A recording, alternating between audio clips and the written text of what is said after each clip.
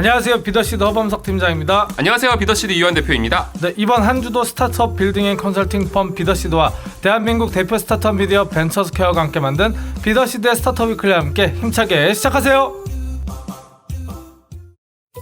네, 그럼 먼저 투자 유치 소식 빠르게 가보겠습니다. 가축 헬스케어 솔루션 팜스플랜을 운영하는 스타트업 한국축산데이터가 임팩트 펀드 투자를 유치했다고 밝혔습니다. 소식 전해주세요. 네, 임팩트 펀드 운용사인 쿨리지 코너 인베스트먼트는 한국축산데이터가 가축 헬스케어 솔루션 보급으로 항생제 사용 절감을 통한 수질오염 예방과 항생제 내성 문제 해결, 그리고 생산성 향상을 통한 식량 손실 감소 등의 지속 가능한 생산과 소비를 추구하고 있다고 평가했습니다.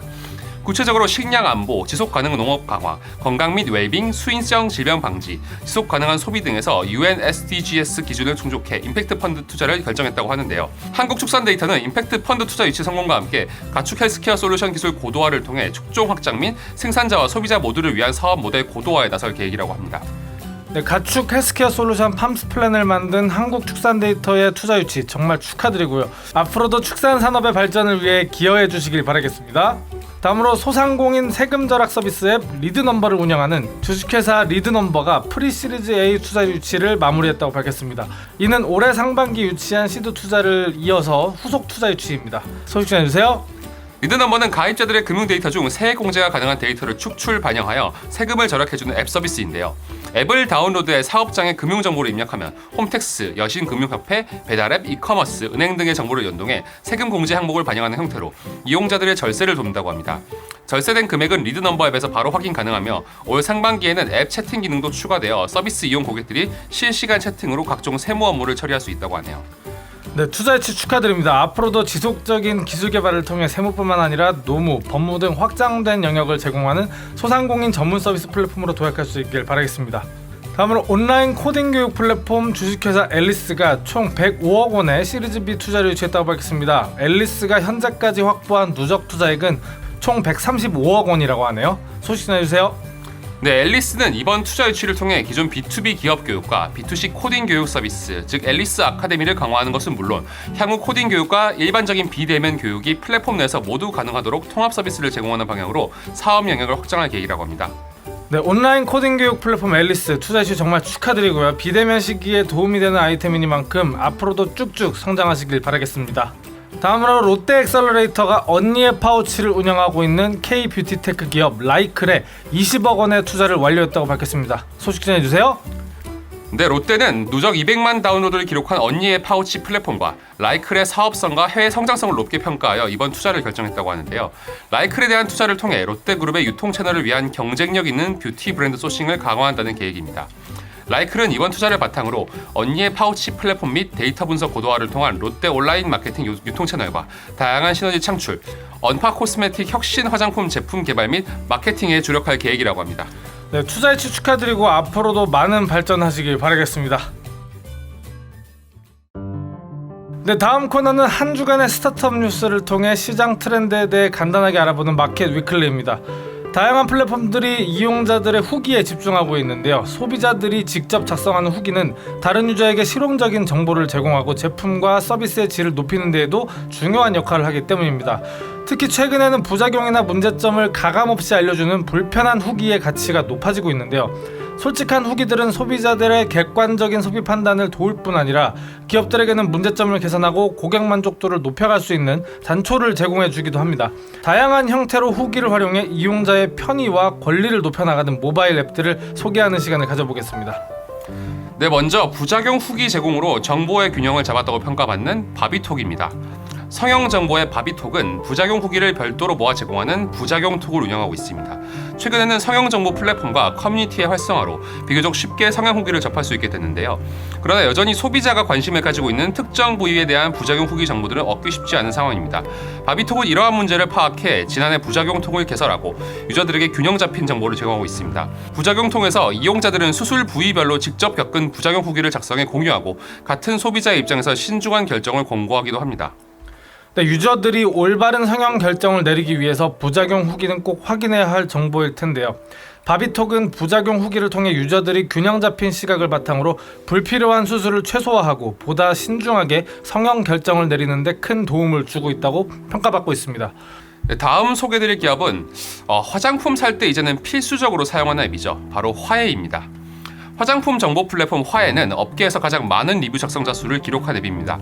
양뿐 아니라 질적인 측면에서도 화장품을 실제로 사용한 사람들이 솔직하게 작성한 양질의 리뷰를 제공하기 위해 많은 노력을 기울이고 있는데요. 화해는 모든 리뷰의 광고성, 음해성 내용을 차단하는 알고리즘을 적용하고 정보 관리팀의 검수 과정을 거쳐 데이터의 공정성을 유지하고 있습니다. 이뿐만 아니라 유저가 리뷰를 작성할 때 좋았던 점은 물론 아쉬웠던 점을 반드시 작성하도록 하고 있는데요. 사용하면서 아쉬웠던 사용감, 트러블 유무, 추천하지 않는 피부 타입까지 상세하게 작성하게 해 이용자 사이에 보다 정확하고 실용적인 정보가 공유될 수 있게 했습니다. 네, 다음으로 색다른 발상으로 불편한 후기를 적극 이용하는 앱이 있다고 하는데요. 소개해 주시죠. 네, 바로 소비자가 남긴 불편한 후기들을 재가공하여 판매하는 블록체인 기반 라이프 스타일 앱 닛픽입니다. 닛픽에는 식당, 카페 등에서 먹었던 음식에 대한 불만부터 전자제품을 사용하면서 겪은 불편함, 공공기관에서 느꼈던 아쉬운 점들에 대한 민원성 후기까지 다양한 불편의 경험들이 올라오고 있습니다. 닛픽은 이렇게 모인 후기들을 산업 브랜드, 기업별 데이터로 가공해 원하는 기업이나 공공기관에 판매하고 있는데요.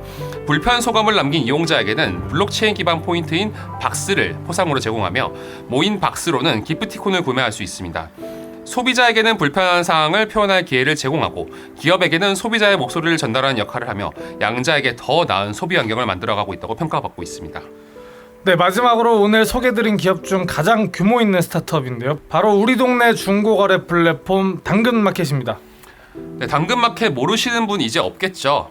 지역 기반 중고거래 플랫폼 당근마켓은 이용자가 서로에 대한 거래 에티켓 후기를 남길 수 있는 매너 온도로 더욱 예의 있고 신뢰도 높은 거래 환경을 만들고 있습니다. 유저들은 중고거래가 성사되고 나면 서로에 대한 간단한 평가와 거래 후기를 남기는데 이때 좋은 평가를 많이 받을수록 매너 온도가 높아집니다. 매너 온도는 가입 시 36.5도에서 시작해 매너 거래가 많이 쌓이고 좋은 평가를 많이 받을수록 최대 99도까지 높아집니다. 반면 거래자가 약속을 한 번 어기면 경고를, 두 번부터는 3일에서 30일까지 이용을 정지합니다. 이러한 정책으로 이용자들은 스스로 매너를 지킬 수 있도록 신경 쓰게 되고 이는 결국 모든 유저들이 보다 나은 환경에서 거래할 수 있는 분위기를 조성하는 데 기여하고 있다고 평가받습니다. 네, 예전에 소비자 행동 이론을 보면 가장 신뢰가는 정보가 지인으로부터 얻는 정보라고 읽은 적이 있는데요. 요즘 같은 디지털 세대에서는 지인의 정보뿐 아니라 모르는 타인의 후기들 또한 중요한 구매 판단의 기준이 되어가는 것 같습니다. 정확하고 유용한 후기를 남기는 문화가 더욱더 자리 잡게 되어 기업들에게는 모니터링의 수단으로 소비자들에게는 더욱 신뢰성 있는 상품과 서비스를 구매할 수 있는 환경이 더욱 발전했으면 하는 바람입니다. 네, 이번 코너는 스타트업들에게 필요한 행사 그리고 지원 사업을 큐레이팅해주는 센서블 컴퍼니와 함께하는 행사와 공모 소식입니다. 인공지능 산업 융합사업단이 주최하고 광주과학기술원 AI 연구소가 주관하는 AI 창업경진대회 꿈꾸는 아이가 국내 최대 규모로 열린다고 합니다. 소식 전해주세요. 네, 과학기술정보통신부와 광주시가 추진하는 인공지능 중심 산업융합 지적단지 조성 사업의 일환으로 열리는 이번 경진대회는 기업이 가진 현안 문제에 대해 아이디어 형성부터 비즈니스 모델 수립까지 지원자가 해결하는 대회인데요.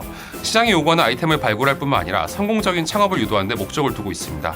꿈꾸는 아이 경진대회는 엔비디아, 인텔, AWS 등의 해외 기업과 LG전자, CJ 올리브 네트워크스 등의 국내외 기업이 협력해 예비 창업자들이 실무 현장의 플랫폼과 실 데이터를 경험하면서 기업의 현안 문제를 해결하는 방식으로 진행되는데요.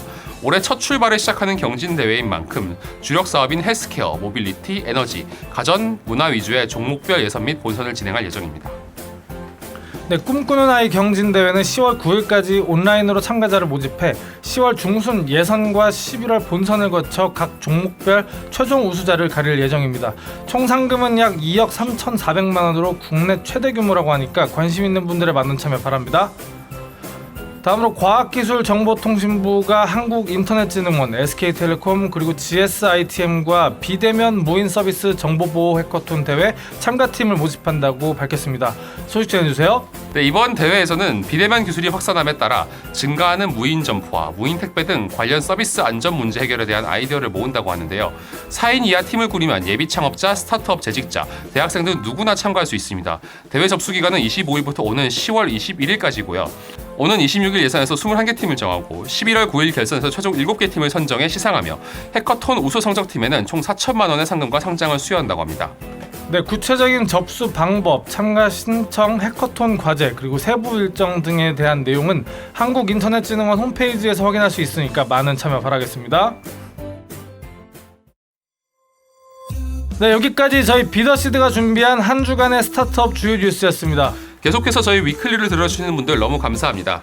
뉴스와 관련된 보다 더 자세한 소식은 벤처스퀘어 홈페이지를 확인해 주시면 됩니다. 문의나 제의 등 저희와 함께 할 수 있는 게 있다면 언제든 편하게 이메일을 보내주세요. 네, 그럼 다음 주에 새로운 소식들로 인사드리겠습니다. 비더시드의 스타트업 위클리는 대한민국 대표 스타트업 미디어 벤처스퀘어와 스타트업을 위한 정보 큐레이터 센서블 컴퍼니와 함께합니다. 감사합니다.